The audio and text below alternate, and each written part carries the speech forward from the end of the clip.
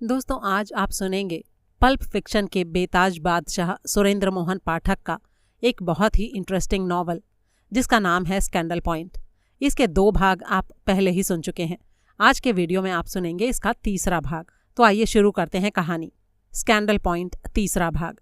रविवार शाम 5 बजे के करीब सुनील पंचधारा और फिर आगे निगम फार्म पहुंचा। फाटक बंद था, लेकिन पिलर और फाटक के बीच की चौड़ी झिरी में से अंदर खड़ी होंडा अकॉर्ड साफ दिखाई दे रही थी।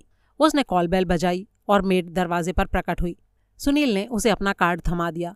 उसे लेकर वो अंदर आई और फिर उल्टे पांव 2 मिनट में ही वापस भी लौट आई। मैडम कहती हैं वो इस वक्त नहीं मिल सकती। क्यों भला? सुनील ने हैरानी से पूछा। वो सब मुझे नहीं पता।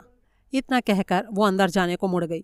सुनील ने जल्दी से उसे रोका और फटाफट अपनी जेब से एक कागज निकालकर उस पर चंद लाइनें घसीटकर उसके हाथ में थमा दिया। उस कागज पर उसने लिखा था, मैडम, 4 करोड़ की वारिस का ऐरों गैरों से मिलना बंद कर देना स्वाभाविक है, लेकिन आपका इनकार अगर घर में मौजूद बादल बिजवाल की वजह से है तो बंदा उसके रुखसत होने तक का इंतजार कर सकता है। सुनील। मेड ये पर्चा लेकर अंदर गई और फिर से 2 ही मिनट में वापस लौट आई। इस बार वो सुनील को अंदर ले गई, जहां उसे सुरूपा निगम के बेडरूम में पहुंचा दिया गया। ये एक छोटा सा बेडरूम था और अंदर बेड पर तकियों के सहारे सुरूपा बैठी हुई थी। करीब ही एक कुर्सी पर बादल बिजवाल बैठा था। सुनील ने मुस्कुराते हुए कहा, हेलो, मैंने आप लोगों की खास मुलाकात में अगर खलल डाल दिया हो तो माफ़ी चाहता हूँ। सुरूपा ने बड़े ही सहज भाव से कहा, आप माफ़ी चाहें या ना चाहें, खलल तो आप डाल ही चुके हैं। उसके लिए सॉरी मैम। मैंने आपको कहा तो था कि मैं इंतज़ार कर सकता हूँ।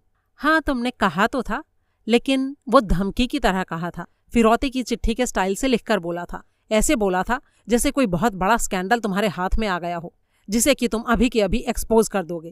और इसीलिए मैंने तुमको ड्राइंग रूम में बिठाए जाने को नहीं बोला, बल्कि सीधे यहीं बुलवाया है। बैठो अब। सुनील पलंग के करीब पड़ी दूसरी कुर्सी पर बैठ गया। सुरूपा ने बादल से कहा, ये मिस्टर सुनील कुमार चक्रवर्ती हैं, ब्लास्ट के रिपोर्टर। बिजवाल ने गंभीरता से कहा, मुझे याद नहीं पड़ता कि मेरी कभी इनसे कोई मुलाकात हुई है। इस बार जवाब सुनील ने दिया, जी हाँ, हम कभी नहीं मिले, लेकिन मैं आपके नाम से और आपकी सूरत से अच्छी तरह वाकिफ़ हूँ। आप बड़े व्यापारी के बेटे हैं, सेलिब्रिटी हैं, और मीडिया का तो काम ही है सेलिब्रिटीज़ को पहचान कर रखना। इतना कहकर सुनील मुस्कुराया और उसने अपने चारों तरफ कमरे में नज़र दौड़ाई। फिर बोला, गुस्ताखी माफ़ कीजिएगा, लेकिन मास्टर बेडरूम के लिहाज से ये बेडरूम थोड़ा छोटा नहीं है? ये तुमसे किसने कहा मिस्टर सुनील कि ये मास्टर बेडरूम है? ये मेरा बेडरूम है। मास्टर बेडरूम मास्टर के लिए है। लेकिन मैम, मास्टर बेडरूम तो पति पत्नी के लिए होता है। होता होगा, लेकिन हमारे घर में नहीं होता, क्योंकि यहाँ वाली पत्नी का ख्याल है कि औरत को शादी के बाद भी अपनी पहचान बनाए रखनी चाहिए। उसका सारा वजूद मिसेस फलां शर्मा या मिसेस फलां वर्मा में ही गर्क नहीं हो जाना चाहिए। क्या निगम साहब को इस बात से कोई ऐतराज नहीं है? सुनील ने पूछा। जिस आदमी का टाइम बेडरूम से ज्यादा अपने वायरलेस उपकरणों से भरे कमरे में गुजरता हो, उसे भला क्या ऐतराज होगा और क्यों होगा? ये वायरलेस उपकरणों का कमरा क्या भला है? सुनील ने पूछा। वो उनकी वर्कशॉप है, उनका हॉबी रूम। बंगले के बाएं विंग में उनका ऑफिस है। उसी के बाजू में एक और कमरा है जो पूरे जहान की वायरलेस गैजेटरी से भरा हुआ है, और यूं समझ लो कि उनका रिक्रिएशन रूम है। जब भी वो घर पर मौजूद होते हैं और सोए हुए नहीं होते तो अमूमन अपनी वर्कशॉप में ही पाए जाते हैं। वहाँ पर वो करते क्या हैं? सुनील ने हैरानी से पूछा। सारे इलाके के लोगों के इलेक्ट्रॉनिक उपकरण जैसे रेडियो, वॉकमैन, टीवी, वीसीआर, ये सब फ्री में रिपेयर करके देते हैं। उसके बाद भी अगर टाइम बचता है तो तरह तरह के वायरलेस सेट बनाने बैठ जाते हैं, जिनके जरिए ऐसी ऐसी फ्रीक्वेंसी पकड़ लेते हैं जिनका किसी को पता भी नहीं होता, जिनकी जुबान भी वो समझते नहीं होते। अंकल को भी जो रेडियो उन्होंने बनाकर दिया था वो आम असेंबली लाइन पर नहीं बन सकता था। अंकल भले ही गिनती के 2-3 स्टेशन सुनते थे, लेकिन माइक्रो शॉर्ट वेव पर वो भी बड़े अनोखे अनोखे ट्रांसमिशंस पकड़ता था। ये तो बढ़िया हॉबी है, सुनील ने प्रभावित होते हुए कहा। अरे हॉबी क्या है, सनक है, दीवानगी, पागलपन है। हॉबी का कोई और छोर होता है, लेकिन दीवानगी का या सनक का कहाँ और छोर होता है? क्या मिस्टर निगम इंजीनियर हैं मैम? नहीं तो फिर इतना कुछ वो कैसे सीख गए? ये सब उन्होंने अपने उस्ताद से सीखा है। ये वाहियात विद्या सीखने के लिए उन्होंने किसी को अपना गुरु बनाया था। झेरी गांव में साहब राम बारिया करके एक आदमी है, फौज की सिग्नल रेजिमेंट की नौकरी से रिटायर हुआ। उसी से सीखा है उन्होंने ये सब कुछ। क्या आपकी शादी के बाद सीखा उन्होंने? अरे नहीं, पहले से ही सीखा था। तब तो उन्होंने ही आपको बताया होगा इस साहब राम बारिया के बारे में? सुनील ने पूछा। जी नहीं, उन्होंने नहीं बताया था।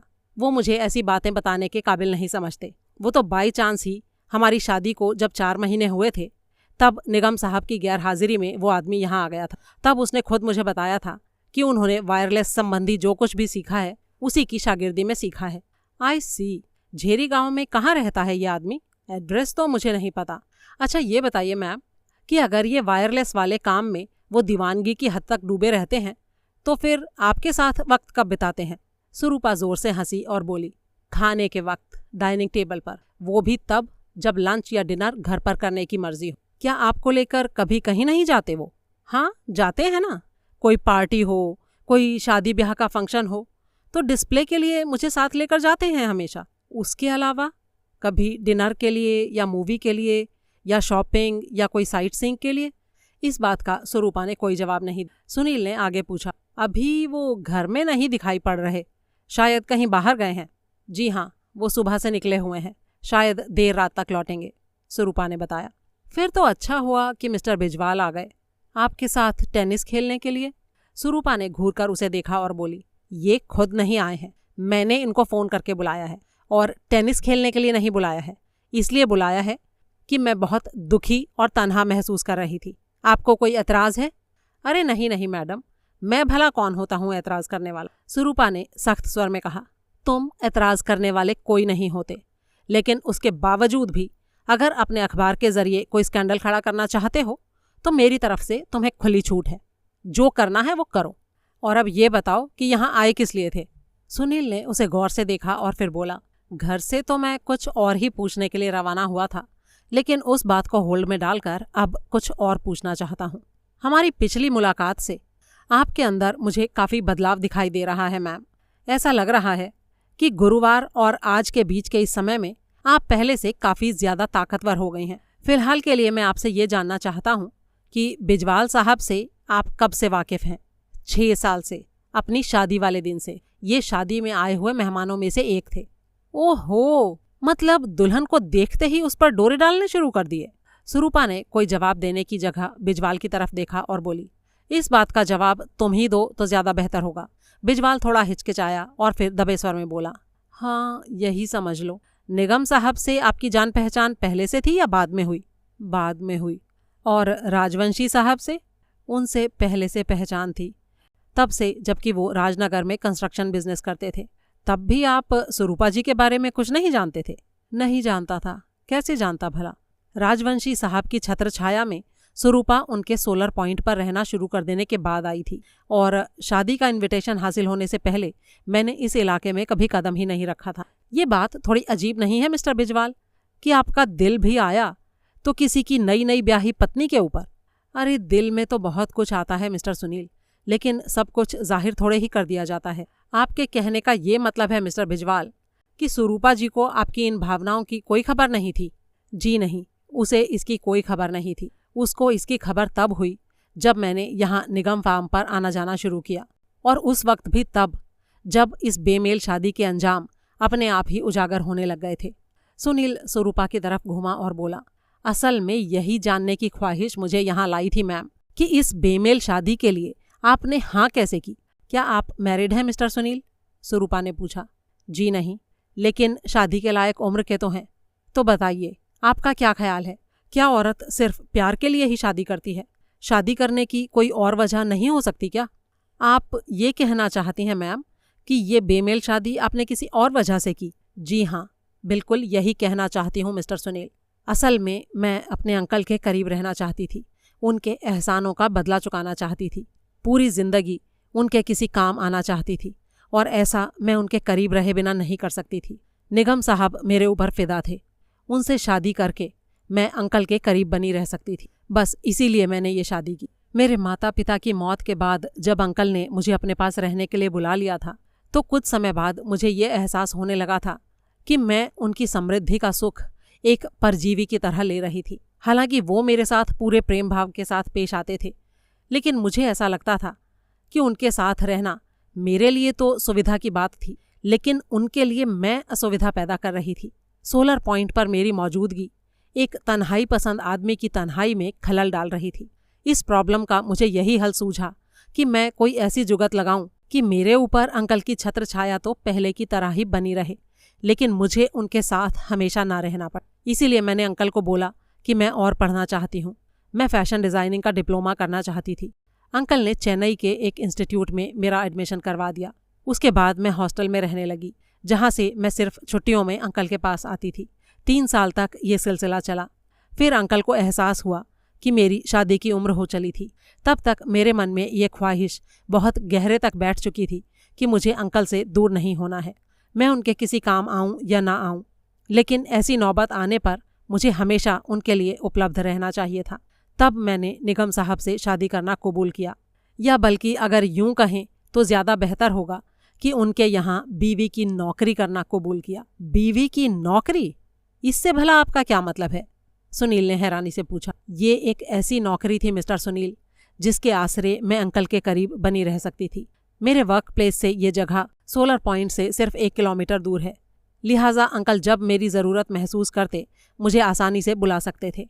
निगम साहब मुझे चाहे कुछ भी समझते हों, लेकिन मैंने कभी उनको अपना पति नहीं माना, सिर्फ अपना एम्प्लॉयर माना है। ये तो बहुत ही बड़ी कुर्बानी की आपने अपने अंकल के लिए। सुनील प्रभावित हुए बिना नहीं रह सका। कुर्बानी? मैंने क्या कुर्बान किया? आपने खुद को कुर्बान किया मैम। जी नहीं मिस्टर सुनील, कोई कुर्बानी करता है तो किसी को कुछ देता है, लेकिन मैंने तो निगम साहब को कुछ भी नहीं दिया। और वैसे भी उनको बीवी नहीं चाहिए थी, सिर्फ एक सजावटी सामान चाहिए था, स्टेटस सिंबल चाहिए था। उनके लिए मैं एक कीमती कोट की तरह थी, जिसे पहनकर वो इतराना चाहते थे और लोगों की वाहवाही लूटना चाहते थे। इसीलिए उन्होंने अपनी बेटी की उम्र की लड़की से शादी की। लेकिन राजवंशी साहब ने इस शादी से कोई एतराज़ नहीं किया? सुनील ने पूछा। किया था, लेकिन मैंने इतनी जिद की और मैंने कहा कि मिस्टर निगम मुझे बहुत पसंद थे और मैं शादी करूंगी तो सिर्फ उन्हीं से। तब मेरी जिद के आगे अंकल को झुकना पड़ा। कहीं ऐसा तो नहीं मैम कि आपके अंकल को भी आपकी इस कुर्बानी का एहसास था और इसीलिए उसका बदला चुकाने के लिए उन्होंने आपको अपनी संपत्ति का वारिस बना दिया हो? सुरूपा मुस्कुराई और बोली, जी नहीं, 2 कारणों से ऐसा मुमकिन नहीं है। पहली बात तो ये कि अगर उनको मुझे कोई सिला देना था तो विरासत के एक हिस्से के तौर पर देते। सभी कुछ मेरे नाम कर देने का क्या मतलब हुआ? मेरी कुर्बानी का सिला अपनी औलाद को पूरी तरह बेदखल किए बिना भी तो दिया जा सकता था। और दूसरी बात, अगर उन्होंने इस वजह से नई वसीयत तैयार करवाई होती तो मेरी शादी के तुरंत बाद करवाई होती, जब मेरी कुर्बानी का एहसास उनके दिल में ताज़ा होता। शादी के इतने सालों बाद अचानक यूं मुझ पर मेहरबान होने का क्या मतलब भला? जी हाँ, आपकी इस बात में तो वाकई दम है मैम। इसके बाद कुछ देर खामोशी छाई रही। आखिरकार सुनील ने कहा, एक बात बताइए मैम, जिस फर्ज और जिम्मेदारी की गिरफ्त में आप थीं वो तो राजवंशी साहब की मौत के साथ खत्म हो गई।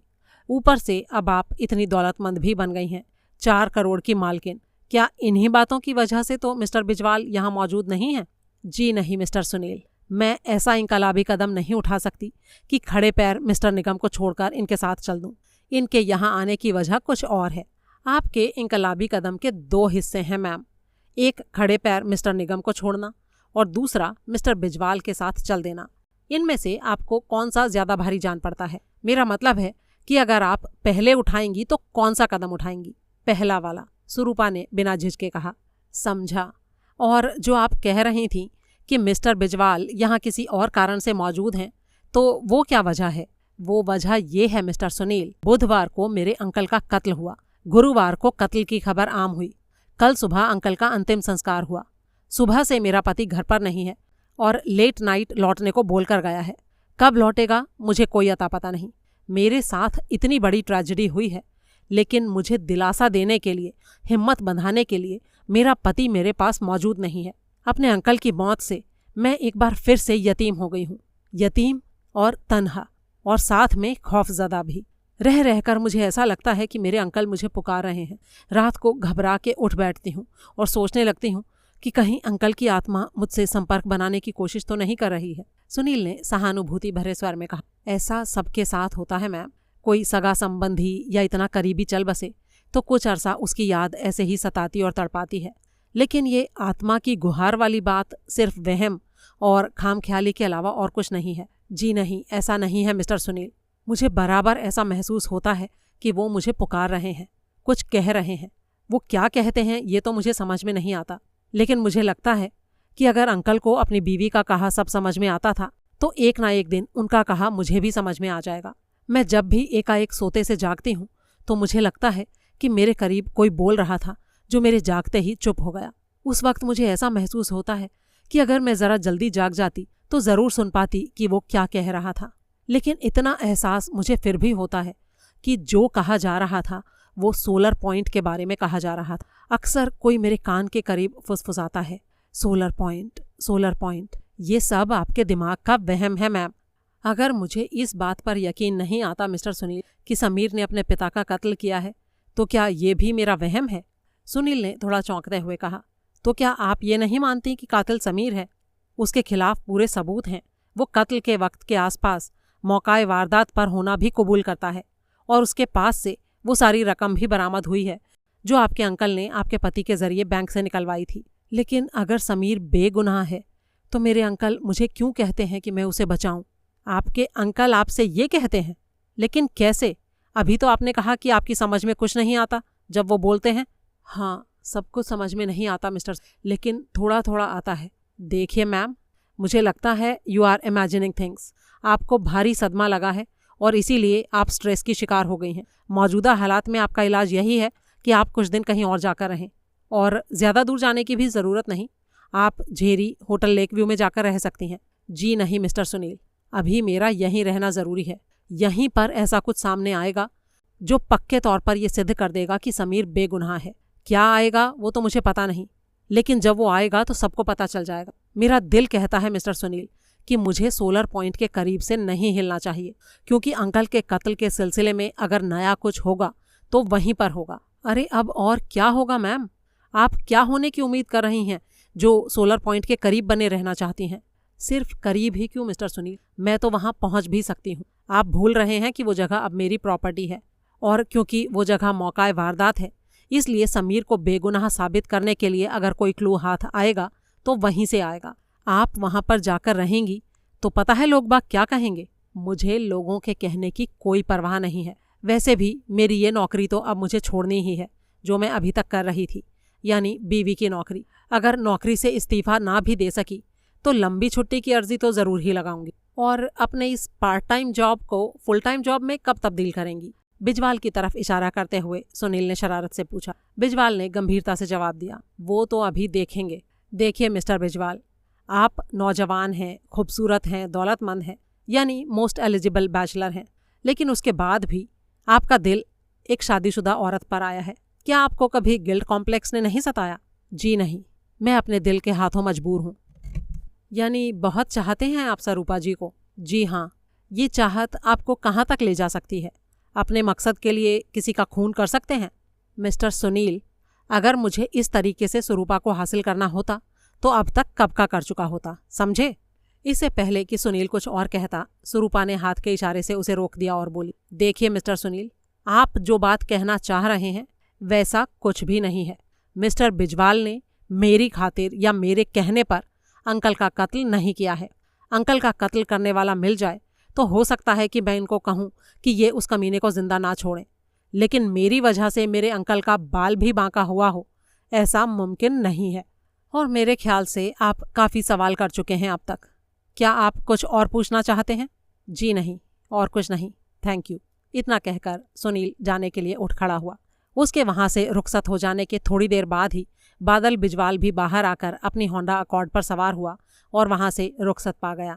निगम फार्म तक पहुँचती ढलान वाली सड़क पर जैसे ही उसकी गाड़ी आगे मेन रोड पर बाएं मुड़ी, एक दोरंगी फिएट दाईं तरफ से उस सड़क के सिरे पर पहुंची। बादल बिजवाल का ध्यान ना तो फिएट की तरफ गया और ना ही फिएट के ड्राइवर की तरफ, लेकिन फिएट की ड्राइविंग सीट पर बैठे मुकेश निगम ने होंडा अकॉर्ड को भी और उसके ड्राइवर को भी साफ साफ पहचाना और ये भी नोट किया कि कार निगम फार्म से निकलकर ही ऊपरी सड़क पर पहुंची थी।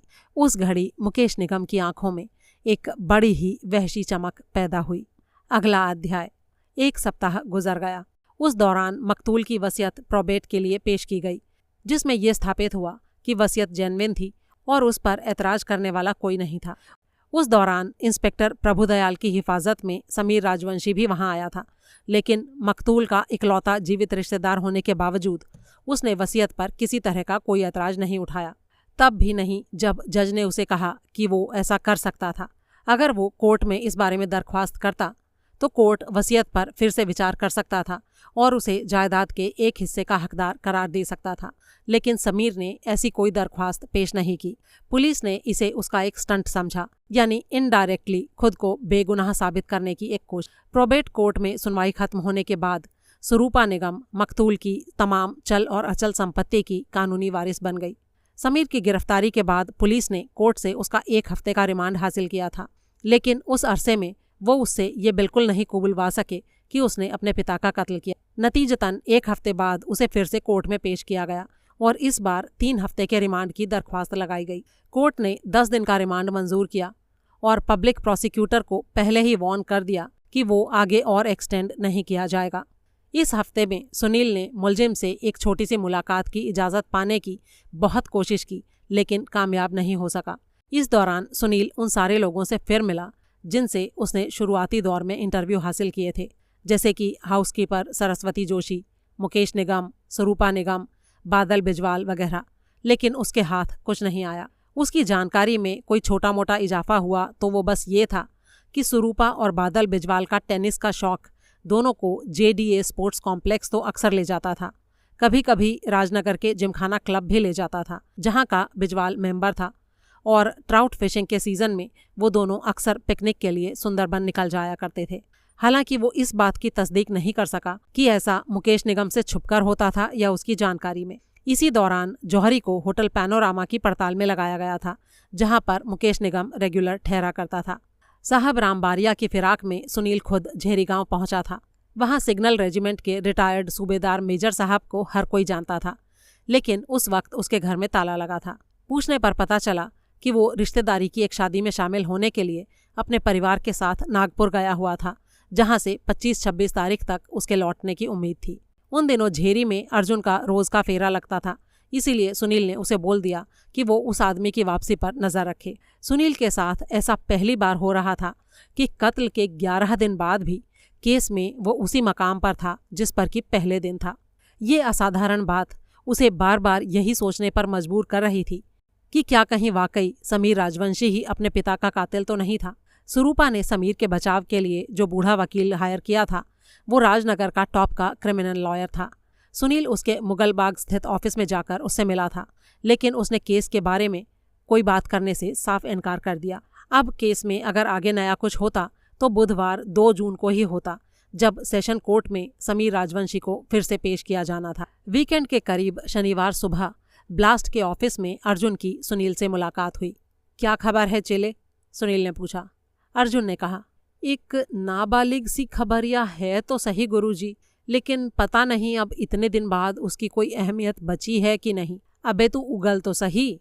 झेरी में बस स्टैंड के करीब एक 2nd क्लास बार है गुरुजी, जो देर रात तक खुलता है। बार क्या है, यूँ समझ लो बेवड़ों का अड्डा है।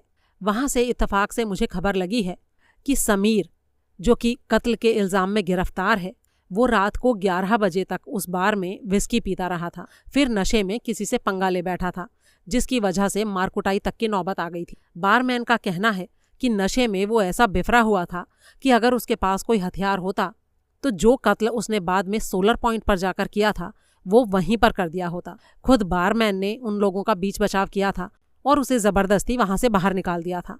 तुम उस बार में क्या करने गए थे अर्जुन? अरे गुरुजी, मैं साहब राम बारिया की तलाश में गया था। मुझे पता चला था कि वो कल शाम वापस लौट आया है और वो बार उसका भी रेगुलर अड्डा था, तो मैं उसके इंतजार में वहां मौजूद था। तभी वहां सोलर पॉइंट पर हुए कत्ल की चर्चा छिड़ गई।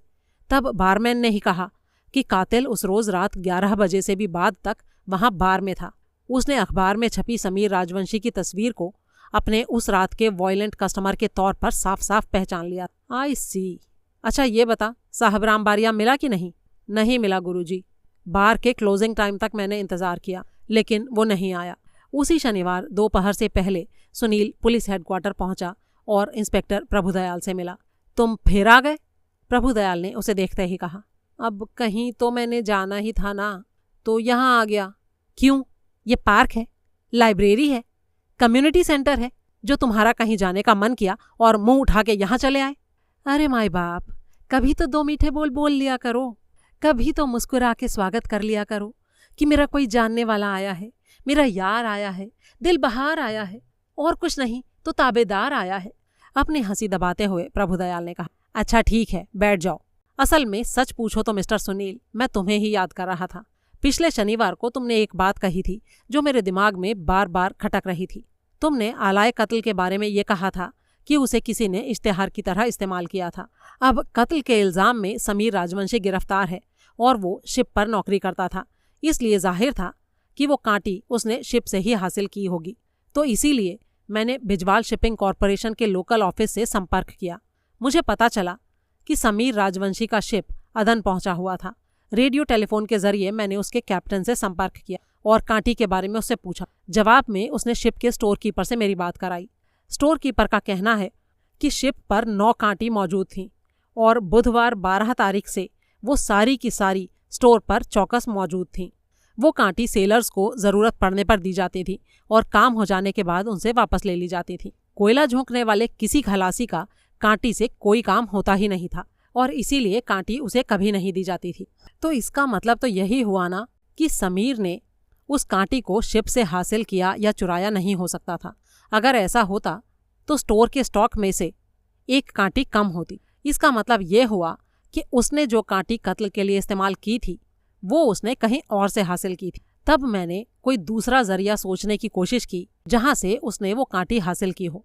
तब जांच पड़ताल से ये पता चला कि बंदरगाह पर पायर्स के मेन गेट के सामने ही सड़क से पार एक हार्डवेयर की शॉप है जहां पर कि शिपिंग के काम में आने वाले काफ़ी सामान, कलपुर्जे वगैरह बिकते हैं। उस शॉप का मैंने खुद चक्कर लगाया था तो मैंने पाया था कि शॉप के बाहर दरवाजे के करीब लकड़ी की एक पेटी पड़ी रहती थी या सेकंड हैंड सामान भरा रहता था, जैसे कि हुक, कड़ियाँ, पन्नी, हथौड़ियाँ, खूंटे, कांटी वगैरह। ग्राहक को अगर उस पेटी में से अपनी पसंद की कोई आइटम दिखाई देती थी तो वो उसे लेकर स्टोर के अंदर जाता था और मालिक को उस आइटम की कीमत अदा कर देता था।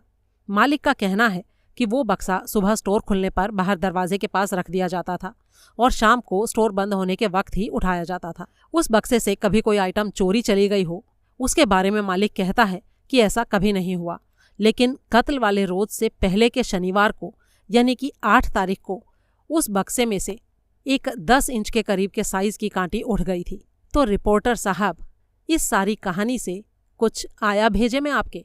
वैसे अगला कदम तो तुम सोच ही सकते हो कि हमने क्या उठाया होगा। हमने स्टोर के मालिक को वो कांटी दिखाई और उसने कहा कि ऐन वैसी ही कांटी उसकी पेटी में थी जो कि चोरी चली गई थी। उसने कहा ऐन वैसी ही, ऐसा तो नहीं कहा ना कि वो वही थी, सुनील ने इंस्पेक्टर को टोकते हुए कहा।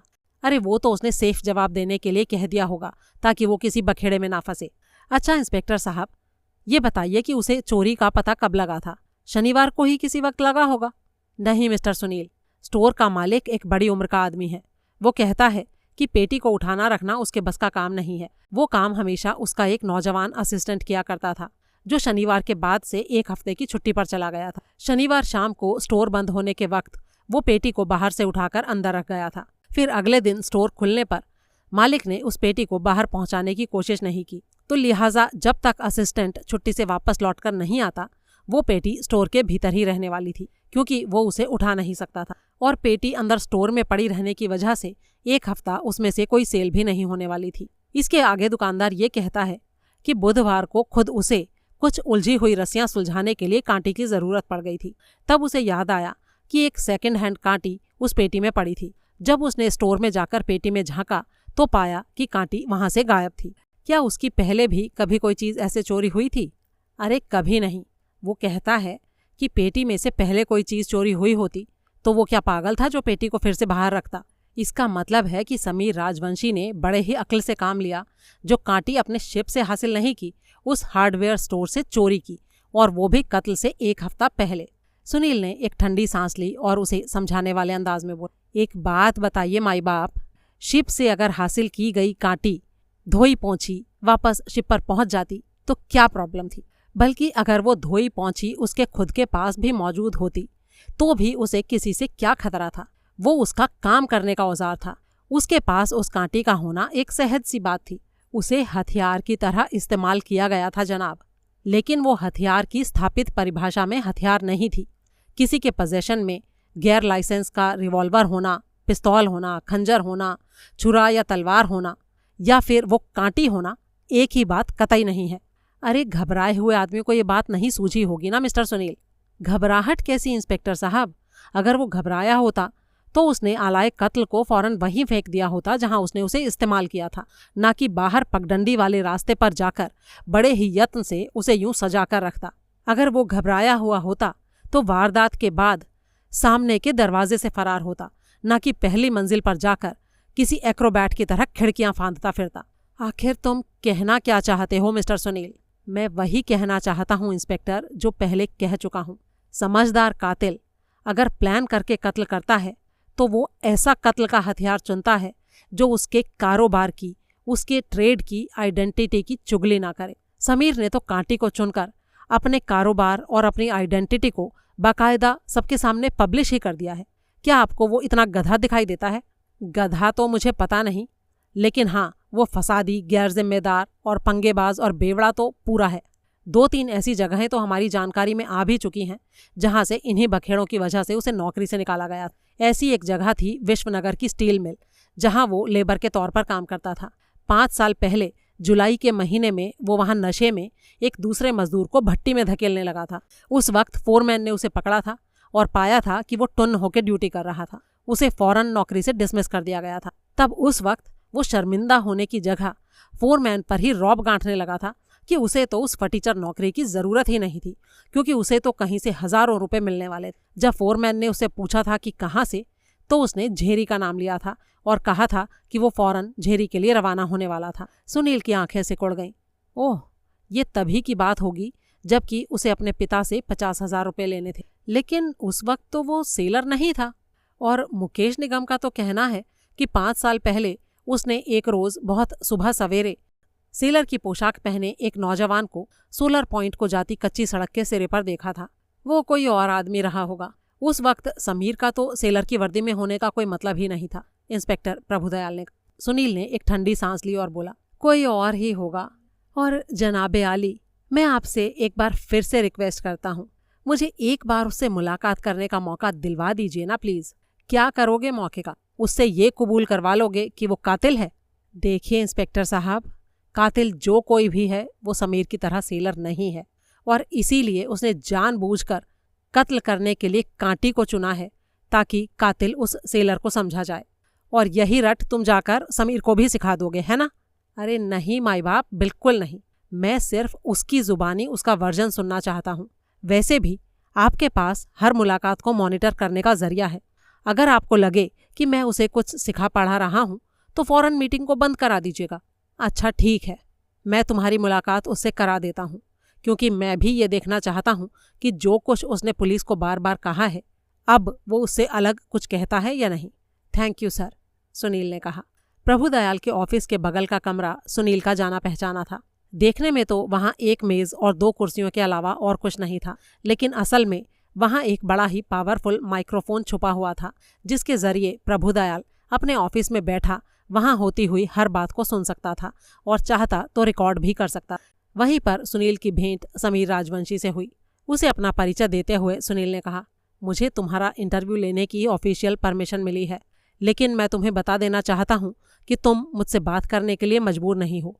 अगर तुम्हें मुझसे बात करने में कोई ऐतराज है तो अभी कह दो, ताकि ना तुम्हारा वक्त खराब हो ना मेरा। मुझे किसी से बात करने में कोई ऐतराज नहीं है, लेकिन जो मैं पुलिस को कह चुका हूँ उसके अलावा मुझे और कुछ कहना भी नहीं है। देखो समीर, मुझे पता नहीं कि तुमने पुलिस को क्या कहा है, इसलिए 12 तारीख बुधवार की रात को सोलर पॉइंट पर जो कुछ भी हुआ उसे मेरे सामने एक बार फिर से दोहरा दो। जी, मैं अपने फादर को उस रात वहाँ अपने आने की खबर करके वहाँ पहुँचा। मैंने चिट्ठी में उनको लिखा था कि मुझे ऑस्ट्रेलिया में सेटल होने का मौका मिल रहा था, जिसके लिए मुझे 1 लाख रुपए की ज़रूरत थी। क्या तुमको वाकई में ऐसा मौका मिल रहा था?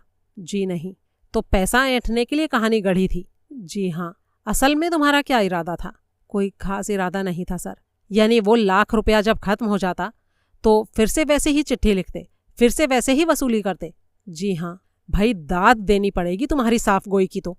देखिए सर, मेरा बाप मुझसे इतना ज़्यादा नाउम्मीद और नाराज़ था कि मैं उससे किसी छोटे मोटे लेवल पर ही किसी मदद की उम्मीद कर सकता था। अगर मैं ज़्यादा मुंह फाड़ता तो वो मुझे निकाल बाहर करता और कभी मुझसे ना मिलने की ज़िद पकड़ लेता। इसीलिए मैं इन छोटी मोटी रकमों से ही राज़ी था। पिता की मौत मेरे लिए घाटे का सौदा था। मैं तो प्रभु से ये दुआ करता था कि वो ज़्यादा से ज़्यादा जिएं ताकि तुम उनको इमोशनली ब्लैकमेल करते रहो और ऐसे ही छोटी मोटी रकमें उनसे हासिल करते रहो। जी हाँ, मेरा यही मकसद था। तुम मुलाकात के लिए पहुंचे थे सोलर पॉइंट, लेकिन पिछले 1 साल से तुम्हारे फादर वहां तो रह ही नहीं रहे थे, फिर तुम वहां क्यों गए? जी, तब मुझे ये बात पता नहीं थी। मैं ना तो निगम फार्म को जानता था और ना ही मुकेश निगम को। मुझे स्वरूपा की शादी के बारे में भी नहीं पता था। ये सारी बातें तो मुझे गिरफ्तारी के बाद ही पता चली। यानी उस रात तुम ये समझते हुए सोलर पॉइंट पहुंचे थे कि पिछली 2 बार की तरह तुम्हारे पिता अभी भी वहीं पर रहते हैं। जी हाँ, और तुम्हारा पिछला फेरा आज से 5 साल पहले लगा था, जब तुम्हारी स्टील मिल की नौकरी छूटी थी। जी हाँ। ये कौन से महीने की बात है? जी, जुलाई की। तो फिर तुम वहां सेलर के कपड़े पहनकर क्यों गए थे उस वक्त? ये कौन कहता है? किसी ने बहुत सवेरे उस वक्त तुमको सोलर पॉइंट वाली सड़क पर देखा था, जब तुम अपने पिता से मुलाकात करके लौट रहे थे। जी नहीं, ऐसा तो हो ही नहीं सकता। अगर किसी ने मुझे देखा होता तो मैंने भी उसको ज़रूर देखा होता। अगर कोई मुझे यूं आते जाते देख लेता तो मेरा तो पूरा मिशन ही फेल हो जाता। मेरा बाप ऐसा नाराज़ होता कि मुझे पास कभी नहीं फटकने देता फिर। और सेलर की यूनिफॉर्म के बारे में तुम्हारा क्या कहना है? अपनी शिप की नौकरी से पहले मैंने वो यूनिफॉर्म कभी नहीं पहनी। पहनने का कोई मतलब ही नहीं था ना। तुमने पुलिस को ये बयान दिया है कि कत्ल की रात को तुम 11:15 बजे सोलर पॉइंट पहुंचे थे। 8:15 बजे तुमने राजनगर से बस पकड़ी, जो 9:45 बजे झेरी पहुंचने की बजाय 10:30 पहुंची थी, क्योंकि रास्ते में वो खराब हो गई थी। उसके आगे सोलर पॉइंट तक का रास्ता तुमने पैदल तय किया था, ठीक है ना? जी हाँ, ऐसा ही है। बीच में कहीं रुके थे तुम? जी नहीं, बस स्टैंड से उतरते ही सोलर पॉइंट चले गए थे। जी हाँ। और अगर मैं ये कहूँ मिस्टर समीर कि तुम्हारी बस रास्ते में खराब नहीं हुई थी, वो अपने निर्धारित समय पर ही यानी 9:45 बजे ही झेरी पहुंची थी, और सोलर पॉइंट तुम 11 बजे के भी बाद गए थे, तो तुम्हारा क्या जवाब होगा? समीर अवाक सा सुनील का मुंह देखने लगा। सुनील ने आगे कहा, बस से उतरने के बाद तुम बस स्टैंड के करीब के एक बार में गए थे और 11 बजे तक वहां पर ड्रिंक करते रहे थे। बोलो हाँ कि ना? जी हाँ। वहां नशे में जो पंगा लिया, मारकुटाई की, उसमें भी तो कुछ टाइम लगा होगा। यानी सोलर पॉइंट का रुख करते हुए तुमको 11:15 तो बज ही गए होंगे। जी हाँ। तो पैदल चलकर आधे घंटे में सोलर पॉइंट कैसे पहुंच गए तुम? पैदल चलकर नहीं पहुंचा था, मैं सुंदरवन के रास्ते पर जा ही रहा था कि पीछे से एक कार आई थी। वो मेरे बाजू में रुकी और ड्राइवर ने खुद ही मुझे लिफ्ट ऑफर कर दी थी। उसने तुमको उतारा कहाँ था? जी, सुंदरवन को जाती सड़क पर पंचधारा के मोड़ पर। कार वाला पंचधारा नहीं जा रहा था? जी नहीं, वो सुंदरबन जा रहा था, तभी तो उसने मुझे मोड़ पर उतार दिया था। ड्राइवर का हुलिया बयान कर सकते हो? जी नहीं। कार का नंबर, मेक, कलर वगैरह? जी नहीं, क्योंकि इतने ज्यादा नशे में थे। बाप के सामने भी नशे की हालत में गए थे? जी नहीं, थोड़ा नशा तो मारकुटाई ने उतार दिया था और बाकी कुछ पैदल चलते हुए उतर गया था। तो फिर बार में जाने के बारे में तुमने पुलिस से झूठ क्यों बोला? वो इसलिए सर, क्योंकि फिर पुलिस मेरे ऊपर ये इल्ज़ाम लगा देती कि मैं नशे में था और इसीलिए मैंने अपने पिता पर हमला कर दिया। लेकिन असल में ऐसा नहीं था। फादर से मिलने तक तो मेरा नशा पूरी तरह से उतर चुका था। जब तुमको ये पता था कि तुम इतने सख्त मिजाज पिता से मिलने जा रहे थे, तो नशा किया ही क्यों? वो इसलिए क्योंकि मैं झेरी जल्दी पहुंच गया था और सामने ही बार नज़र आ रहा था, तो कदम खुद ही उस तरफ उठ गए। और वहां जाकर मारकुटाई क्यों की? मैंने नहीं की सर, मैं तो इतने अहम काम से निकला हुआ था। मैं भला क्यों मारकुटाई करता? वो तो दूसरे वाले आदमी ने की थी। फुल टुन्न था वो, खाम खा पंगा लेने लग गया, टलता ही नहीं था। मैंने तो बस अपना बचाव किया था। वहाँ के बारमैन का ये कहना है कि तुम इतने बिफरे हुए थे कि अगर तुम्हारे पास कोई हथियार होता तो ज़रूर उसका कत्ल कर डालते।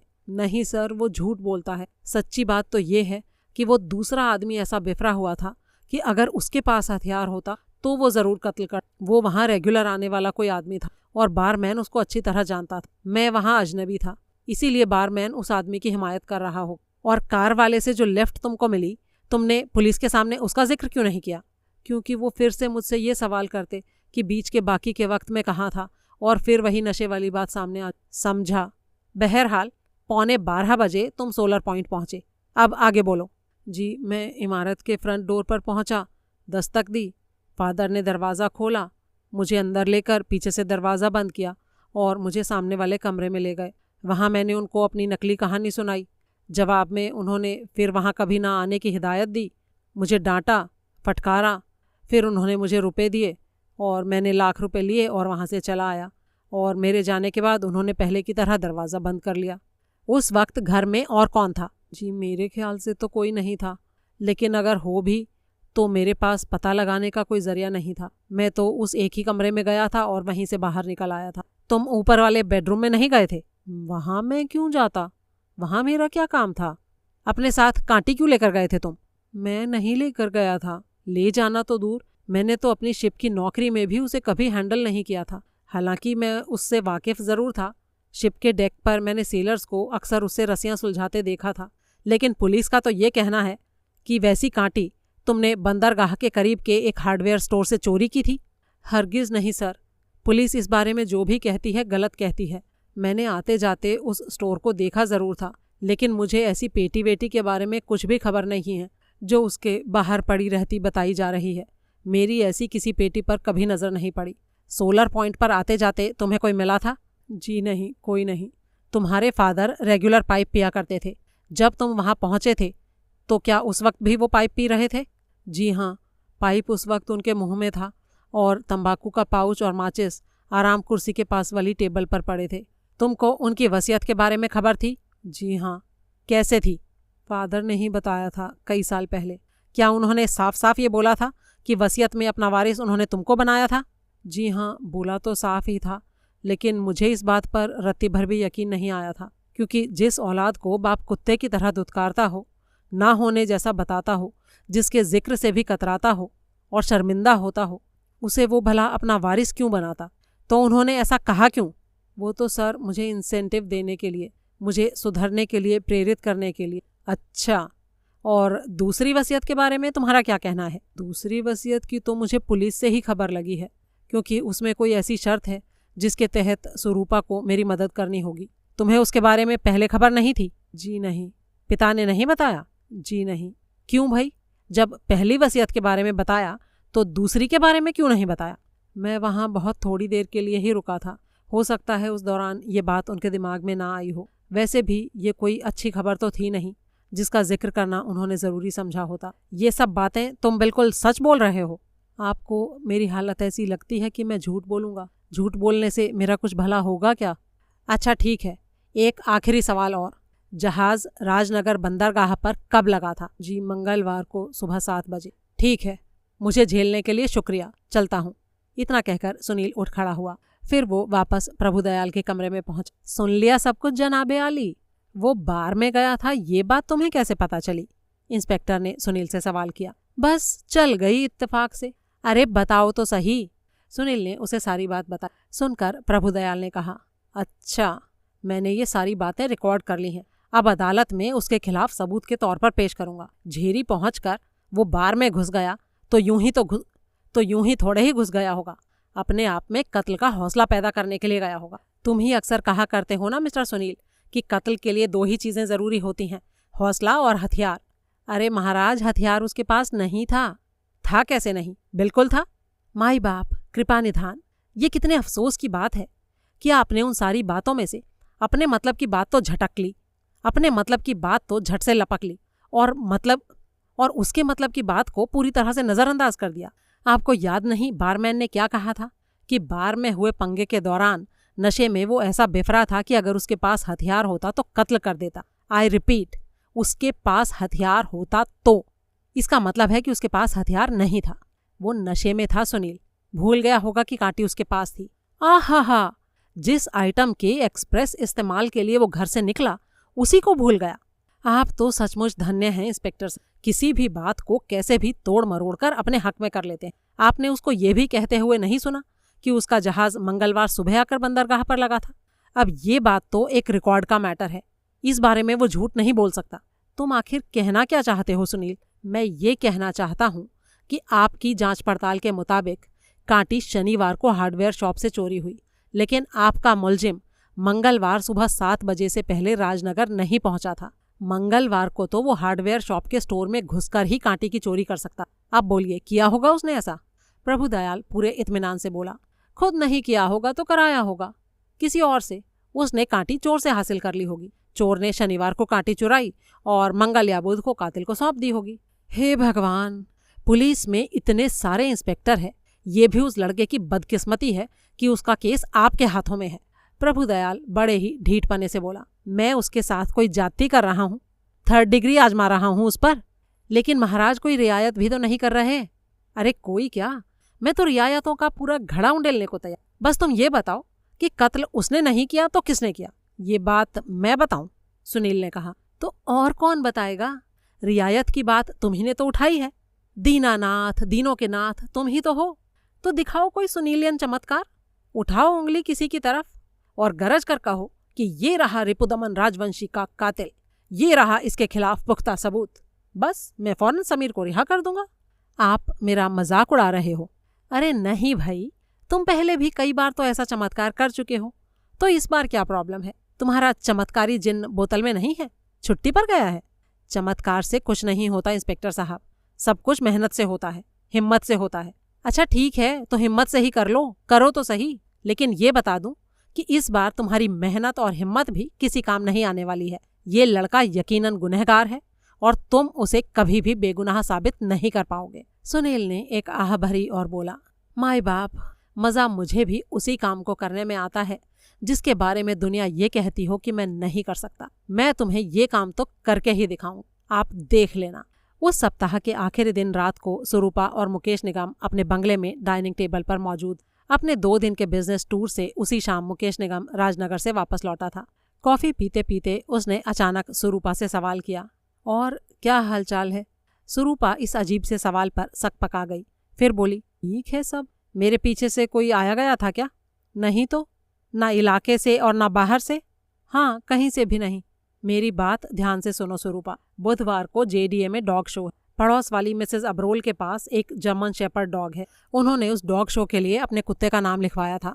आज सुबह अचानक उनका कुत्ता बीमार हो गया। जब दोपहर तक भी वो ठीक नहीं हुआ तो उन्होंने वेट को घर बुलाने का फैसला किया। उनसे मेरी बात हुई थी। उन्होंने मुझे बताया कि जब उन्होंने वेट को फ़ोन लगाने की कोशिश की तो उनके घर का फ़ोन खराब था। तब हमारा फ़ोन इस्तेमाल करने वो यहाँ आई थी और उनका कहना है कि उस वक्त तुम घर पर नहीं थी और उनको डाक खाने जाकर फ़ोन करना पड़ा था। सुरूपा ने उसे गहरी नज़रों से देखते हुए कहा, ये सारी कहानी आप ये जानने के लिए कह रहे हैं ना कि आज दिन भर मैं कहाँ थी? निगम कुछ देर अपने कॉफ़ी के कप से खिलवाड़ करता रहा, फिर बोला, वो मुझे मालूम है, लेकिन तुम्हारे अंकल के कत्ल के बाद से चीज़ों में काफ़ी बड़ा फ़र्क आ गया है। ये छोटी सी जगह है जहाँ हर कोई हर किसी को जानता है। इस कत्ल के बाद तो झेरी में भी लोग बाग पीठ पीछे उंगलियां उठा रहे हैं और कह रहे हैं कि ये वो मुकेश निगम है जो उस आदमी का दोस्त था जिसका सोलर पॉइंट पर कत्ल हुआ है। मुझे यूं पॉइंट आउट किया जाना कतई पसंद नहीं है। जब मेरे ऊपर ऐसे उंगलियां उठ रही हैं और पीठ पीछे फुसफुसाहट हो रही है तो तुम्हारे साथ भी ये सब ज़रूर होता होगा कि ये सुरूपा निगम है जो अपने किसी दोस्त के साथ उसकी कार पर सवार है। सोलर पॉइंट पर जिस आदमी का कत्ल हुआ ये उसकी बेटी की तरह थी। ऊपर से अखबार वाले भी आजकल इतने खुराफाती हो गए हैं, हर टाइम किसी स्कैंडल की तलाश में रहते हैं। टेली लेंस से फ़ोटो खींच लेते हैं और फिर मसालेदार स्टोरी बनाकर अखबार में छाप देते हैं। बिजवाल को अगर तुम्हें कहीं घुमाने ले जाना था तो उस वक्त तुम दोनों को ये ख्याल करना चाहिए था कि तुम्हारे अंकल की मौत को अभी जुम्मा 8 ही दिन हुए हैं। क्या तुम्हें ज़रा भी अंदाज़ा नहीं है कि ऐसी चीज़ें देखकर लोग कैसी कैसी वाही तबाही बकते हैं? सुरूपा ने विरोध वाले स्वर में कहा, ये उसने नहीं कहा था कि मैं घूमने चलूं। मैंने उससे ये रिक्वेस्ट की थी और हम किसी पब्लिक प्लेस पर नहीं गए थे। आप इस बात को बड़ा ही गलत रंग दे रहे हैं। मैं कोई रंग वंग नहीं दे रहा हूँ सुरूपा। मैं तुम्हें सिर्फ ये समझाने की कोशिश कर रहा हूँ कि जिस सोसाइटी में हम रहते हैं उसमें मरने वालों के वारिस से उम्मीद की जाती है कि वो ज़्यादा नहीं तो कम से कम कुछ अरसा तो मातम में दिखाई दे। पिछले इतवार को भी वो आदमी सारा दिन यहीं पर था। मेरे लौटने से ज़रा पहले ही यहाँ से गया था। उस दिन भी उसे मैंने ही फ़ोन करके बुलाया था। अंकल की मौत के बाद से अकेले मुझे बहुत डर लगता है। अगर आप घर पर टिकें तो मुझे किसी को बुलाने की ज़रूरत ही नहीं होगी ना। मैं मर्द हूँ, मर्द की जान को 100 मुसीबतें होती हैं। घर पर बैठकर उनसे 2-4 नहीं हुआ जा सकता। जब आपको इतना राजनगर जाना होता है तो हम वहीं चलकर क्यों नहीं रह लेते? सुरूपा ने कहा, क्योंकि ये जगह मैं छोड़ नहीं सकता। पुश्तों से हम यहाँ रहते चले आ रहे हैं और फिर इस इतनी बड़ी जगह को बेचकर राजनगर में एक मामूली फ्लैट नहीं खरीदा जा सकता। मुझे साफ नज़र आ रहा है कि तुम इस जगह से आजिज़ आई हुई हो और इसका हल मुझे सिर्फ ये नज़र आता है कि समीर के मुकदमे का आर या पार जो होना है वो हो जाए, वसीयत की शर्त के मुताबिक उसके लिए तुम्हारा फ़र्ज़ पूरा हो जाए, तो फिर तुम कहीं चली जाना। कहाँ चली जाऊँ? कहीं भी, वर्ल्ड टूर पर निकल जाना, और नहीं तो चेन्नई चली जाना। मतलब ये हुआ कि कहीं भी जाऊं, बस यहाँ से चली जाऊं, यही कहना चाहते हो ना तुम? मैंने ऐसा नहीं कहा है स्वरूप। तुम्हें क्या करना है क्या नहीं करना है, इसका फैसला तुम्हारे हाथ में है। वैसे भी अब तुम जो भी करना चाहो उसे अफोर्ड कर सकती हो। चांद पर जाना चाहो तो वहां भी जा सकती हो। मैं चली गई तो आपका क्या होगा? आप क्या करेंगे? वही करूंगा जो जब तुम नहीं थी तब करता था। मेरी फिक्र मत करो तुम। मेड होशियार है, कुक भी समझदार है, मेरा काम चल जाएगा। उसके बाद भी कोई दिक्कत हुई तो इकबालपुर से अपनी विधवा बहन को बुला लूंगा। ये सारे इंतजाम इसलिए क्योंकि मेरे अंकल अब इस दुनिया में नहीं रहे, स्वरूपा ने तल्ख स्वर में कहा। तुम्हारे अंकल कोई मामूली आदमी नहीं थे स्वरूपा। जब कोई बड़ा पेड़ गिरता है तो धरती में हिलडुल तो होती ही है, और मेरे लिए तो धरती उलट ही गई है समझो। इस बात को तुम यूं समझ लो कि जो हैसियत तुम्हारी अब हो गई है, अगर वो शादी के वक्त होती तो क्या मेरी मजाल होती तुम्हारे सामने शादी की पेशकश रखने की? इसका मतलब ये हुआ कि आप एक तरह से ये कबूल कर रहे हैं कि आपको मुझसे कभी मोहब्बत थी ही नहीं। आपने मुझसे शादी सिर्फ इसलिए की क्योंकि मेरा पोजीशन पाने का बस शादी ही एक जरिया था। तुम जो चाहो वो समझ लो स्वरूपा। और वैसे भी तुमने भी तो ये शादी अपनी मर्जी से नहीं की थी। तुम्हें मुझसे कभी मोहब्बत थी ही नहीं, और इसीलिए अब तुम मुझसे आज़ाद होना चाहती हो। अभी मुझे कुछ नहीं पता मुकेश कि मैं क्या चाहती हूँ, लेकिन ये बराबर पता है कि अब निगम फार्म तुम्हारा मकाम नहीं है। अगर करोड़ों की मालकिन को अंत पंत कुएं का मेंढक बन के ही पड़े रहना पड़ा तो फिर फायदा क्या हुआ? आप मुझे आइडिया दे रहे हैं। जो बातें खुद आपके मन में हैं उनको मेरी ज़बानी कहलवाना चाहते हैं। ऐसी कोई बात नहीं है स्वरूपा। लेकिन एक बात है, तुम मुझे अपना पति नहीं अपना एम्प्लॉयर मानती हो, और खुद को पत्नी नहीं मुलाजिम मानती हो। जितना आसान एम्प्लॉयर को छोड़ना होता है उतना आसान पति को छोड़ना तो नहीं होता ना। तलाक के लिए कोई वजह तो बतानी ही पड़ती है। तो क्या वजह बताओगी? वजह तो कोई है ही नहीं। स्वरूपा कुछ देर खामोश रही, फिर बोली, वजह वकील सुझा देगा। असली बात यह है कि मैं आज़ादी चाहती हूँ। मैं ये महसूस करना चाहती हूँ कि आज़ाद पंछी कैसा होता है। मैंने अपनी सारी जिंदगी सिर्फ गुलामी में गुजारी है। पहले मैं अपनी मरती माँ की गुलाम थी, फिर गम में डूबे बाप की गुलाम थी, फिर अंकल राजवंशी की, और अब पति की गुलाम हूँ। और इसीलिए मेरा रोम रोम सिर्फ आज़ाद होने को तरस रहा है। और मैं ये भी अच्छी तरह जानती हूँ कि आपको मेरी कोई कमी महसूस नहीं होने वाली है। अभी अभी आपने खुद ही कहा था कि आपकी मेड होशियार है, कुक भी होशियार है, और फिर आपकी बहन तो है ही। मेरे चले जाने के बाद आपको ये ख्याल भी नहीं आएगा कि यहाँ से एक नग घट गया है। जी हाँ, सही सुना आपने, मैं एक नग ही तो हूँ। All these years I was nothing but a piece of furniture for you. And who misses a piece of furniture? Mukesh ने एक ठंडी सांस ली और बोला, शायद तुम ठीक कह रही हो। जो मैंने कभी पाया ही नहीं उसके खोने का गम मुझे भला क्यों होगा। असल में तुम्हारी प्रॉब्लम ये है स्वरूपा कि अपने अंकल के साथ रहते रहते जाने अनजाने उन्हीं की आदतें तुम्हारे अंदर भी आ गई हैं। तुम भी उन्हीं की तरह तन्हाई पसंद बन गई हो, और मैं इस बारे में तुम्हारी आज तक कोई मदद नहीं कर सका। और इसीलिए तुम जो भी करना चाहो वो मुझे कबूल होगा। मेरी तरफ से कोई भी कदम उठाने की तुमको खुली छूट है। अगर ऐसा है मिस्टर मुकेश निगम, तो एक छूट मैं अभी चाहती हूँ। मैं सोलर पॉइंट जाकर रहना चाहती हूँ। क्या? Solar point? किस लिए? अरे हमेशा के लिए नहीं, सिर्फ कुछ दिनों के लिए। लेकिन वहाँ तो...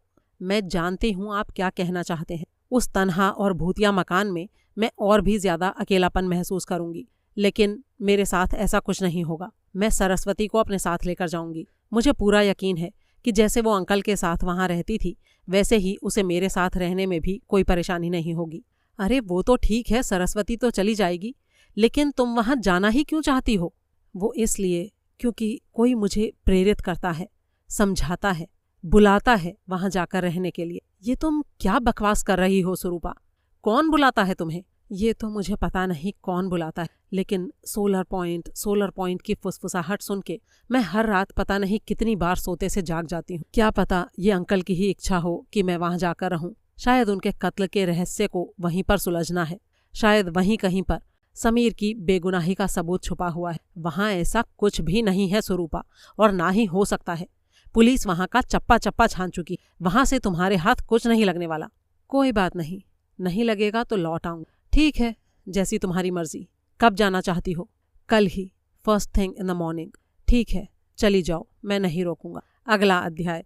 स्वरूपा निगम को सोलर पॉइंट पर शिफ्ट किए 2 दिन हो गए थे, और वो खुद को एक आज़ाद पंछी महसूस करने भी लगी थी। सरस्वती जोशी ने बिना कोई सवाल किए उसके साथ रहना कबूल कर लिया। सरस्वती को इस बात का पूरा एहसास था कि शादी करके स्वरूपा ने ना तो प्यार पाया था और ना ही गृहस्थी, इसीलिए उसे उसके साथ पूरी हमदर्दी थी और उसके मन में ये बड़ी ही प्रबल इच्छा थी कि अपने मरे हुए एम्प्लॉयर की मुंहबोली बेटी के किसी काम आ सके। पंचधारा में उन दोनों के रहना शुरू कर देने का चर्चा होने भी लगा था।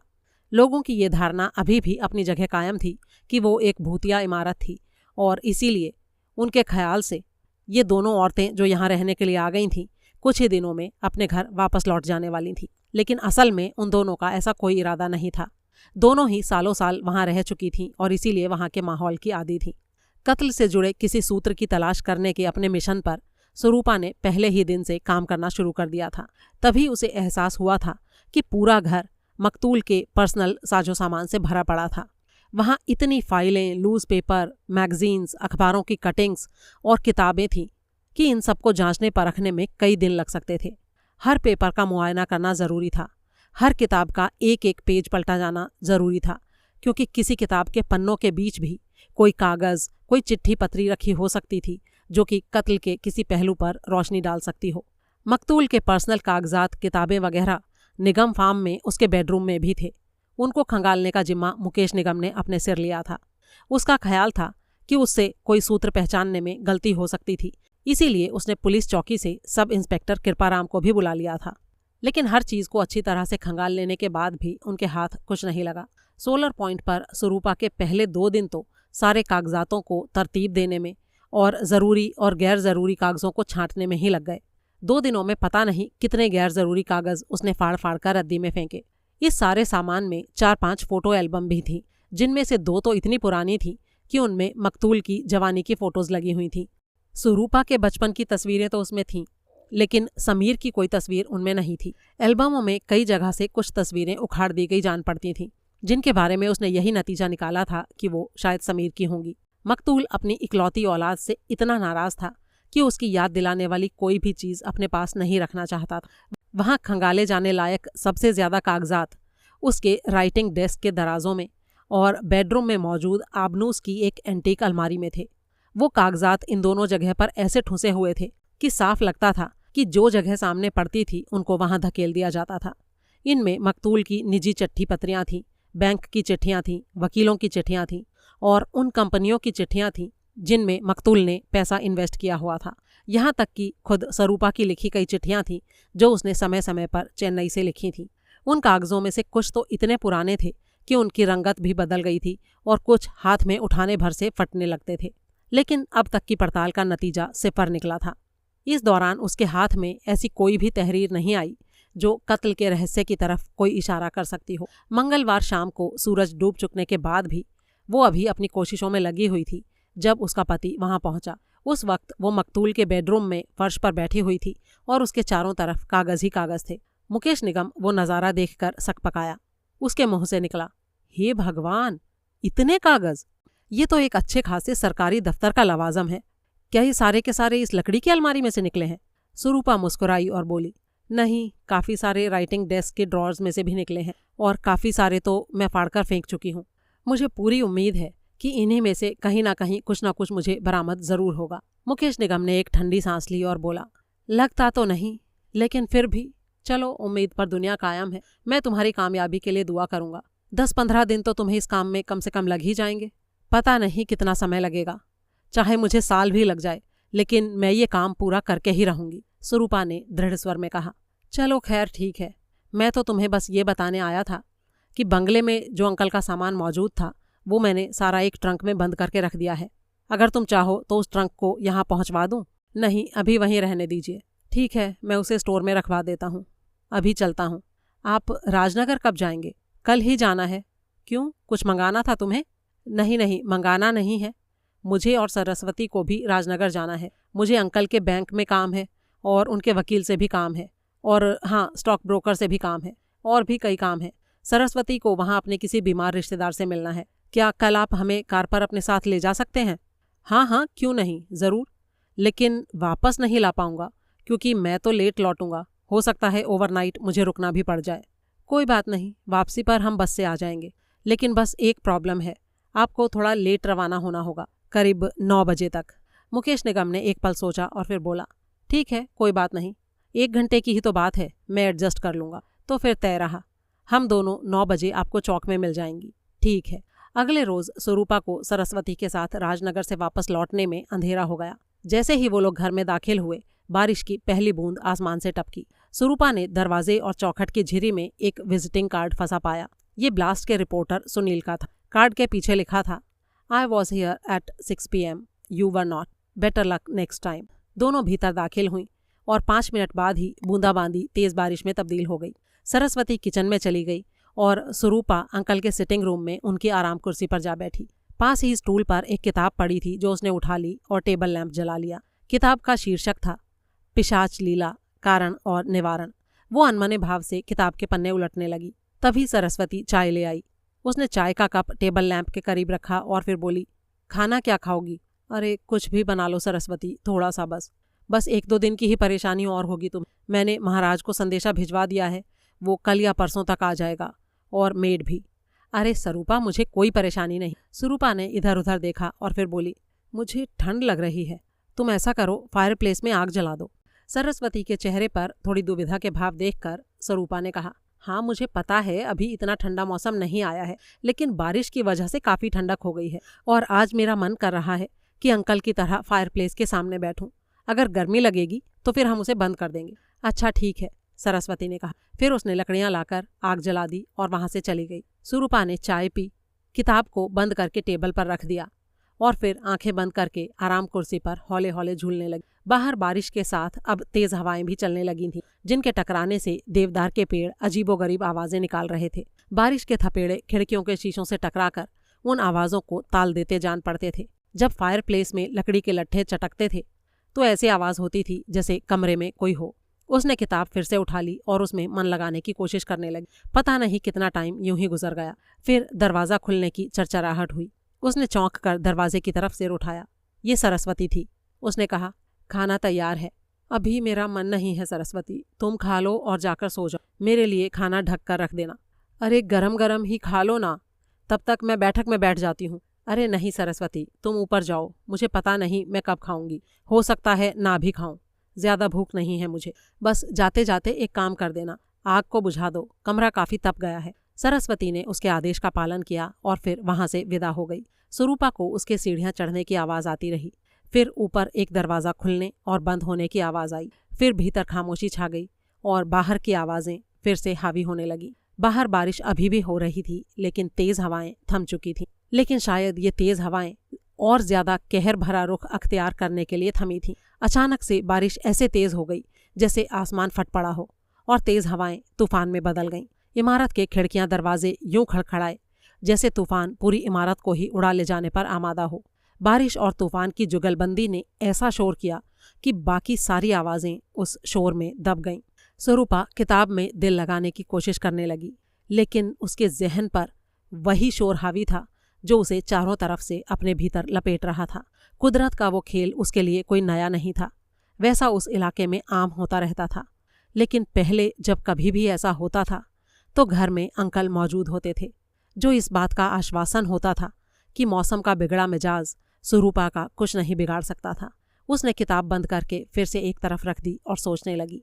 खाना खाने का अभी उसका मूड नहीं था, लेकिन उसे भूखे सोने की भी आदत नहीं थी। उसने थोड़ी देर और इंतजार करने का फैसला किया। पहले उसने उठकर रेडियो बजाने की सोची, लेकिन वो बेकार की जहमत होती। थोड़ी देर में ही 11 बज जाने वाले थे और फिर रेडियो ट्रांसमिशन वैसे ही बंद हो जाता।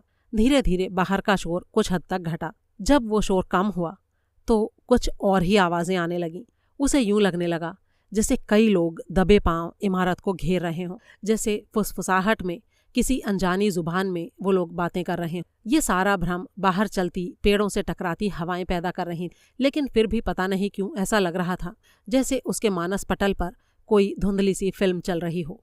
तो क्या ऐसी ही रहस्यमयी आवाज़ें उसके अंकल भी सुना करते, या फिर उनका अंतर्मन ऐसी आवाज़ों की सिर्फ कल्पना करता था? वो अपनी जगह पर आराम कुर्सी पर बैठे पाइप के कश लगाते अंकल की कल्पना करने लगी। क्या यहीं पर बैठे हुए वो ऐसी स्थिति में पहुंच जाते थे कि अपनी मरी हुई पत्नी की आत्मा से बातें करने लगते थे? उसे एक जोर की झुरझुरी हो आई।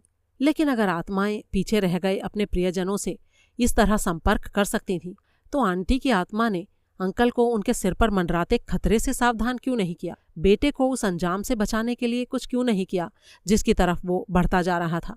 अगर ये सब झूठ था तो अंकल इस जिद पर क्यों अड़े रहते थे कि वो अपनी मरी हुई पत्नी के लगातार संपर्क में थे? निगम फार्म पर रहते हुए कोई उसके कान में सोलर पॉइंट की फूंक क्यों मारता? ये किसकी आवाज़ थी जो उसे अपने करीब फुसफुसाती सुनाई देती थी? क्या अंकल की? लेकिन क्यों?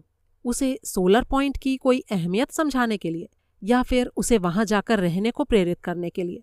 क्या वाकई वहां उनकी मौत के राज पर से पर्दा उठाने वाला कोई क्लू छुपा हुआ था? लेकिन स्वरूपा की भरपूर कोशिश, भरपूर मेहनत के बाद भी ऐसा कोई क्लू सामने तो अभी तक नहीं आया था। तो क्या इसका मतलब ये होगा कि समीर बेगुनाह नहीं था? क्या वाकई उसी ने अपने पिता का कत्ल किया? स्वरूपा अभी इन्हीं विचारों में खोई थी कि तभी लाइट चली गई। अपने तजुर्बे से वो जानती थी कि जब वहां इस तरह लाइट जाती थी तो बहुत देर में आती थी। वो कुर्सी से उठी और संभल कर चलते हुए रेडियो वाली टेबल पर पहुंची, जहां ऐसी ही किसी इमरजेंसी के लिए एक क्षमादान और माचिस हमेशा मौजूद रहते थे। वहां पहुंचकर उसने क्षमादान को रोशन किया और उसे थामे वहां से बाहर को चली। रास्ते में उसने अपनी कलाई घड़ी पर नजर डाली तो पाया 11 बज चुके थे।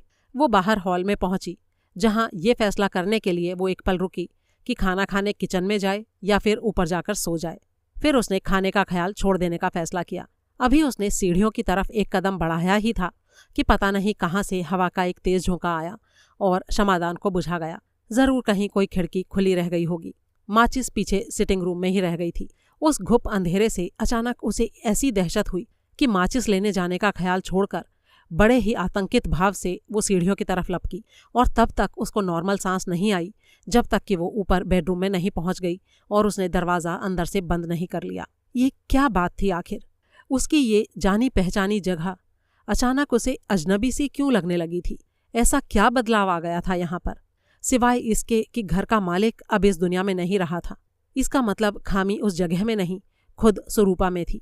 अंकल के कत्ल की ट्रेजेडी उसकी चेतना पर बुरी तरह से हावी थी, वरना वहां तो सब कुछ वैसा ही था जैसा पहले हमेशा होता था। बिजली अक्सर पहले भी ऐसे ही चली जाती थी, रात को ऐसे ही हवाएं शोर करती थीं और पेड़ भी ऐसे ही सरसराते थे। स्वरूपा ने अंधेरे में ही कपड़े बदले और फिर जाकर पलंग पर ढेर हो गई। बाहर का माहौल अब धीरे धीरे शांत होने, हवाएं थमने लगी थीं और पेड़ों का झूमना बंद होने लगा। थोड़ी देर बाद बारिश पूरी तरह थम गई, बादल फट गए और चांद निकल आया। चांद की पीली मध्यम रोशनी पर्दों के बीच की एक झिरी से अंदर दाखिल होने लगी। पता नहीं कब स्वरूपा को नींद आ गई। फिर अचानक वो इस एहसास के साथ नींद से जागी कि कोई उसे पुकार रहा था। उसने धीरे से आंखें खोली।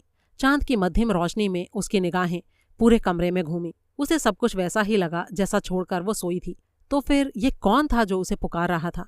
वो तकियों के सहारे अधलेटी सी हो गई और फिर से उस आवाज के आने का इंतजार करने लगी, लेकिन कोई आवाज नहीं आई। जरूर उसने कोई सपना देखा होगा या फिर बाहर कोई ऐसी आवाज हुई होगी जो नींद में उसे पुकार जैसी लगी हो। उसने बेड पर अपना शरीर ढीला छोड़ दिया और आंखें बंद कर। स्वरूपा। उसने चौंक कर फिर से आंखें खोल। उसे लगा कोई उसके बहुत करीब था जो फुसफुसाती आवाज में उसका नाम लेकर उसे पुकारा। भयभीत होने की जगह वो सचेत हो गई। उसके कान पूरी तरह से अलर्ट हो गए। उसे पूरा एहसास था कि जो फुसफुसाहट उसने सुनी थी वो कमरे में ही कहीं से आई थी, लेकिन कहाँ से, किधर से? आखिर ये माजरा क्या था? उसे ऐसा लग रहा था जैसे वो अमानवीय फुसफुसाहट चारों तरफ से पैदा हो रही थी। पूरे कमरे में से हर तरफ से वो आवाज उसे आती लग रही थी। वो धीरे से उठकर बैठ गई। उसके हैरान नेत्र फिरकनी की तरह चारों तरफ घूमे। पूरा वातावरण एकदम शांत सा था। इमारत के भीतर कहीं कोई आवाज नहीं हो रही थी। बाहर भी वैसा ही हाल था। सिर्फ चांद की रोशनी पहले से ज्यादा तीखी हो गई थी और पर्दों की झिरी में से एक लाइन की तरह आबनूस की एंटीक वाली अलमारी के ऊपर पड़ रही थी। अपनी सांसें रोके, कान खड़े किए, सावधानी की प्रतिमूर्ति बनी वो बैठी रही और इंतजार करती रही। पता नहीं क्यों उसे ऐसा लग रहा था कि जैसे अभी उसे कोई संदेश मिलने वाला था, कोई दिशा ज्ञान होने वाला था। तभी उसे फिर से वही फुसफुसाहट सुनाई दी, लेकिन इस बार वो इतनी मध्यम थी जैसे कहीं बहुत दूरी पर हो रही हो। कानों पर बहुत जोर देने पर ही वो उसे सुनाई दी, लेकिन वो उसे पहचान फिर भी नहीं पाई। उसे इतना एहसास जरूर हुआ कि वो आवाज ऐसी रौबदार थी जैसे कोई हुक्म दे रही हो। कई बार सुनने के बाद धीरे धीरे उसकी समझ में आने लगा कि फुसफुसाहट में कौन सी बात बार बार दोहराई जा रही थी। उसकी निगाहें सामने रखी एंटीक अलमारी के ऊपर जाकर स्थिर हो गईं। बिल्कुल ठीक यही बात थी। उसे शुरू से ही एहसास था कि कत्ल का राज उस अलमारी में ही दफन था। उस वक्त उसे ये सूझा कि उस एंटीक अलमारी में जरूर कहीं कोई गुप्त खाना या दराज था जो पहली पड़ताल में उसकी नज़र में नहीं आया था, और ज़रूर वो फुसफुसाती हुई आवाज़ उस गुप्त खाने का ही राज उजागर करने वाली। और ऊपर से चांद की रोशनी भी तो जैसे एक चमकीली उंगली की तरह उस अलमारी की तरफ ही इशारा कर रही थी। हे भगवान, उसे पहले क्यों नहीं सूझा कि उस अलमारी में कोई गुप्त खाना हो सकता था। किसी नए निर्देश की उम्मीद में उसके कान अभी भी पूरी तरह चौकस थे। क्या ये अंकल ही उससे कुछ कह रहे थे? क्या अंकल की ये बात वाकई सच थी कि जाने वाले रूह बनकर लौट आते थे? एकाएक बाहर चांद को बादलों ने ढक लिया और अलमारी की तरफ इशारा करती उसकी रोशन उंगली जैसे गायब हो गई। लेकिन दिशा ज्ञान तो हो चुका था। कोई अदृश्य शक्ति उसे ये सुझा चुकी थी कि अब उसकी तलाश का केंद्र बिंदु कहाँ होना चाहिए था। अब उस दिशा निर्देश पर काम न करना नादानी की बात होती। वो फुर्ती से बेड पर से उठी और अपने पैरों पर खड़ी हो गई। इतने में ही चांद फिर से बादलों में से निकल आया और रोशनी की लकीर फिर से अलमारी के बंद दरवाजों पर पड़ने लगी। उसके दिल ने गवाही दी, ऐसा नाहक नहीं हो रहा है। उस घड़ी हर बात का कोई मतलब था और वो किसी रूहानी ताकत की वजह से ही हो रहा, और वो रूहानी ताकत उसके अंकल राजवंशी के अलावा भला और किसकी हो सकती। बिना आवाज के कदमों से चलती वो अलमारी के ठीक सामने जा खड़ी हुई। बड़ी ही उम्मीदों के साथ धड़कते दिल से उसने अलमारी के दोनों पल्ले खोल दिए और फिर जैसे अचानक उसके लिए प्रलय ही आ गई। इससे आगे की कहानी के लिए सुने सुरेंद्र मोहन पाठक के एक बहुत ही रोमांचक उपन्यास स्कैंडल पॉइंट का चौथा और आखिरी भाग।